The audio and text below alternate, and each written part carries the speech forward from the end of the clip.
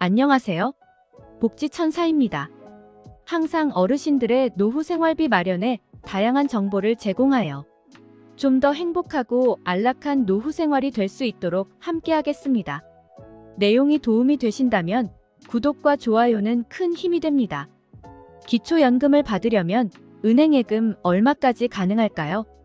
우리나라의 어르신들은 대부분이 기초연금 수령 대상자에 해당되는데요. 하지만 소득이나 재산이 많아도 누군가는 기초연금을 받고 있는데 누구는 소득이나 재산이 별로 없는데도 기초연금을 못 받고 있습니다. 그 이유에 대해서 많은 분들이 대부분이 통장에 얼마나 있어야 되는지 궁금해 하시는데요. 이번 시간에는 기초연금을 받기 위해서 금융재산의 5가지 평가 항목과 재산을 얼마나 갖고 있어야 하는지, 그 중에서 금융재산은 얼마를 갖고 있어도 기초연금을 받을 수 있는지, 또한 기초연금 계산 시 재산에서 제외되는 금융재산 3가지를 설명드리겠습니다. 먼저 기초연금에 대해서 말씀드리면 올해 소득 인정액의 12% 정도가 인상되었는데요. 작년에는 기초연금 대상자에 선정되지 못했지만 올해는 신청할 수 있게 되었으니 확인할 필요가 있겠는데요. 그럼 올해 증가된 소득 인정액을 간단하게 말씀드리면, 단독 가구라면 작년 180만원 이하에서 202만원으로 20여만 원이 증가하였고, 부부 가구라면 작년 288만원 이하에서 올해 323만원 정도로 35만원이 증가하였습니다. 그러면 소득 인정액이란 무엇을 의미하고 어떻게 계산해야 하는 것일까요? 소득 인정액은 소득과 재산의 공제율과 소득 환산율을 적용하고 부채를 제외한 금액이 반영되는데요. 이 소득 인정액이 단독 가구는 202만원 이하라면 월 32만원을 받을 수 있고, 부부 가구라면 323만원 이하일 때 51만원을 받을 수 있게 됩니다. 재산의 소득 인정액을 평가할 때 가장 기본적으로 2가지 유형으로 나누어 평가하는데요. 바로 일반 재산과 금융재산이 있습니다. 오늘은 가장 많이 질문해주신 금융재산에 대해 자세히 알아보겠습니다. 먼저 금융재산을 조사할 때 모든 금융거래를 조사하고 자녀에게 증여한 재산이나 비정상적으로 소비한 금액이 있는 경우에는 그 금액을 바로 제외하는 것이 아니라 자연적 소비 금액을 제외하고 재산으로 평가합니다. 자연적 소비 금액은 단독 가구의 경우 월 221만원까지, 부부 가구는 월 270만원까지 빠지게 됩니다. 또한 기초연금의 소득 인정액 조사 기간을 알고 계셔야 하는데요. 기초연금의 소득 인정액은 매년 상반기 4월부터 6월, 하반기 10월에서 12월까지 진행되는 기초연금 정기조사를 통해 결정되며, 금융재산이 있는 경우 이 조사를 통해 지난 연도의 이자 소득이 새로운 소득 인정액으로 반영됩니다. 이 말은 작년에 금융재산의 변동이 있었다면 그 영향이 상반기는 6월부터 하반기는 다음 연도 1월부터 기초연금 수급 자격에 영향을 미치게 될 수 있다는 것입니다. 혼자 사는 분이 아니라 부부 가구의 경우 본인뿐만 아니라 배우자의 재산도 함께 조사하게 되며, 이렇게 재산을 조사하게 되면 누구는 소득 인정액이 늘어나서 기초연금 대상자에서 탈락하기도 하고, 반대로 누구는 기초연금을 다시 수령할 수도 있습니다. 따라서 주식 등의 금융재산이 있는 분들은 미리 체크해 보셔야 대비하실 수 있습니다. 그럼 금융재산은 얼마까지 있어야 기초연금을 수령할 수 있을까요? 금융재산은 5가지 항목으로 나누어 평가하고 있는데요.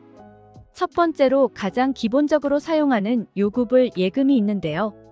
요구불 예금은 3개월치 잔액을 평균하여 평가합니다. 요구불 예금이란 자유롭게 입출금을 할 수 있는 월급 통장이나 거래 통장이 해당됩니다. 반대로 요구불 예금에 해당되지 않는 통장은 정기적금이나 정기예금 상품이 있습니다. 세 번째는 주식으로, 평가 방법은 기초연금을 신청할 때 최종 시세를 기준으로 평가하며, 네 번째는 정기적으로 지급되는 연금성 소득 및 연금의 최종 잔액을 기준으로 평가합니다. 다섯 번째는 보험이나 보험성 저축입니다. 보험 같은 경우 기초연금 신청 시에 환급 금액을 기준으로 금융재산을 평가하는데요. 그러면 다른 재산 없이 예금이나 적금으로 얼마까지 갖고 있어도 될까요? 먼저 예금과 적금의 소득 환산액을 계산해야 하는데요. 만약 통장에 5천만 원이 있을 때 통장에 들어있는 돈을 월 소득 환산액으로 계산하면 월 76만 원이 나오는데요. 이 금액은 본인의 금융재산의 기본 공제액 2천만 원을 빼고 소득 환산율인 4%를 곱한 뒤 그 금액을 12개월로 나누면 소득 인정액이 나옵니다. 그리고 통장에 있는 돈은 이자가 붙게 되니까 이자 소득으로 간주하며 이자 소득을 계산하는 방법은 통장에 들어있는 돈의 이자율을 곱하고 12개월로 나누어서 이자 소득 공제액인 4만 원을 뺀 금액에 해당됩니다. 이 계산들이 복잡하여 한눈에 볼 수 있도록 간단히 설명드리자면 예적금이 1억 원이 있다면 소득 인정액은 약 60만 원, 2억 원의 소득 인정액은 131만 원, 3억 원은 210만 원 정도입니다.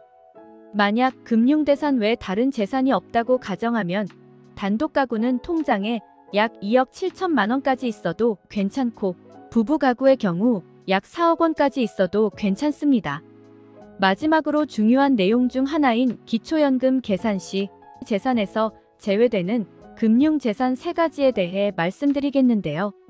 첫 번째는 친목회 등 공동회비 관리를 위해 개설한 계좌로 금융기관에서 임의단체 계좌임을 증명하는 확인서를 제출한 경우 금융재산에서 제외되며, 두 번째는 문중재산, 마을공동체 재산으로 공동의 목적으로 사용하는 금융재산은 관할 세무서장으로부터 고유번호를 받아 계좌에 이체한 경우 재산에서 제외 처리되며, 세 번째는 차명계좌나 도명계좌일 경우 자금이 출처, 성격과 관계없이 조회된 금액이 모두 반영되나 법원의 확정 판결에 의한 경우에만 제외될 수 있습니다. 오늘은 기초연금 대상자분들이 가장 많이 궁금해하시는 금융재산의 소득 인정액에 대해 알아보았습니다. 우리나라 어르신분들 중에서 70%는 기초연금 대상자에 해당된다고 하는데요. 재산의 종류나 신청하는 기간에 따라 수급 대상 여부가 결정되니 오늘 내용 참고해 주시고 기초연금 수령하는 데 많은 도움이 되었으면 좋겠습니다. 복지천사 채널에서는 노후 생활비에 필요한 각종 연금, 의료, 복지 혜택 등에 관한 영상을 만들고 있으니 구독과 좋아요, 알림 설정을 통해 소통했으면 합니다.